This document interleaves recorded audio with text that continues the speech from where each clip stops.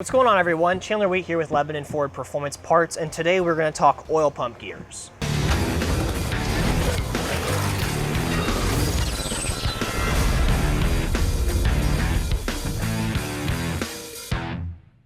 Oil pump gears are kind of a controversial topic. We'll get into why later, but they're definitely one of the most popular upgrades that our supercharged and twin turbocharged customers opt for a variety of reasons. So first, we'll explain kind of what they are and what they do.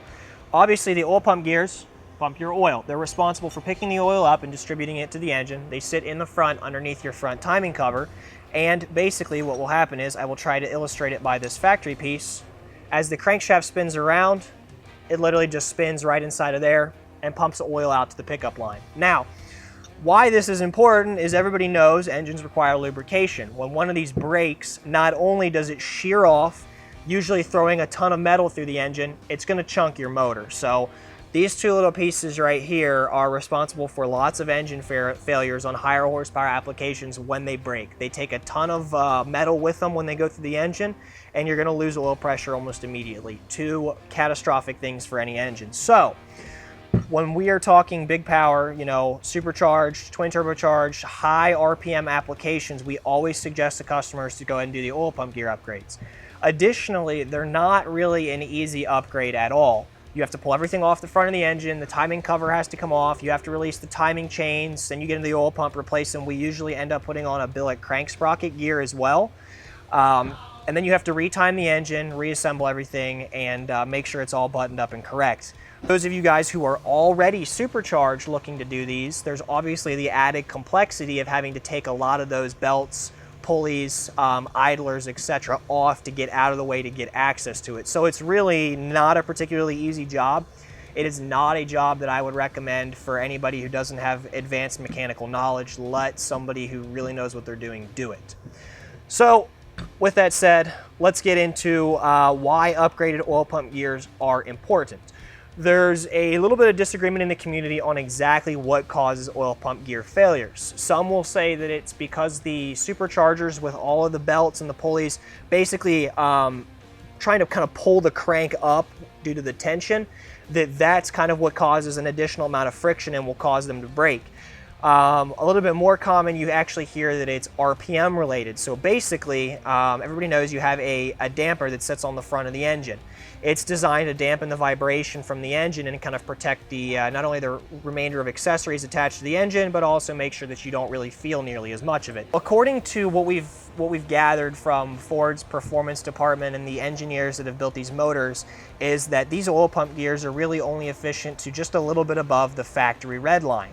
Not a problem for any customers who are staying NA, not raising their rev limiter, and even your Roush 700 and 670 customers, because the factory rev limiter is left intact. The real issue becomes when you start spinning the engine to 7,000, 7,500, 8,000, 8,500 RPMs. We all know that these cars will rev to the moon. It's just how far you want to risk taking it. And the issue is that the vibrations that are caused by the additional RPMs were not taken into account when the damper was designed. Those vibrations get to the oil pump gears, cause a little bit of extra vibration, causing them to snap. When they snap, as you know, tons of metal, instant loss of oil pressure, the engine is pretty much done for. So, for those of you guys looking to build NA motors and rev them way out with a custom tune, for those of you twin turbo guys bumping up your rev limiter, same thing with supercharger, if you guys are bumping up your rev limiters, really pushing the car into the area where it makes peak power above where the factory red line is, definitely a good idea. Again, it's something that may not be entirely necessary. There's tons of guys out there that are doing great without oil pump gears, but it's a cheap part. Installation's a little bit more expensive. Is it really worth it at the end of the day? If it was my car, I would be building them, which is why on a lot of our supercharged and pretty much all of our twin turbo applications, we use MMR or TSS oil pump gears, depending on what the customer wants.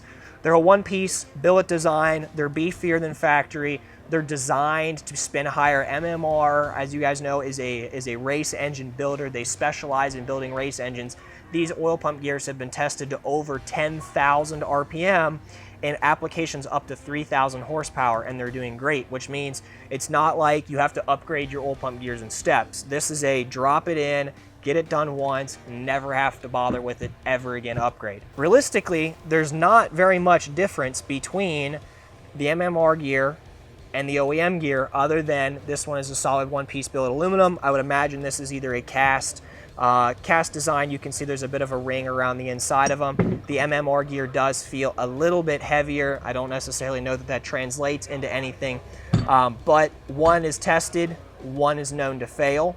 Same thing with the crank sprocket gear. When we're in there, we just go ahead and do it. Again, a one-piece design. I've never really heard of the factory crank sprocket gears breaking, but if you're gonna do one, you might as well do the other that's tested to 10,000 plus RPM and a ton of horsepower. One of the things I did want to very quickly mention is the surface corrosion that you see on the outside of the OEM gear is only there because this has been out of the packaging, it has no oil on it, and it's been out in the open air.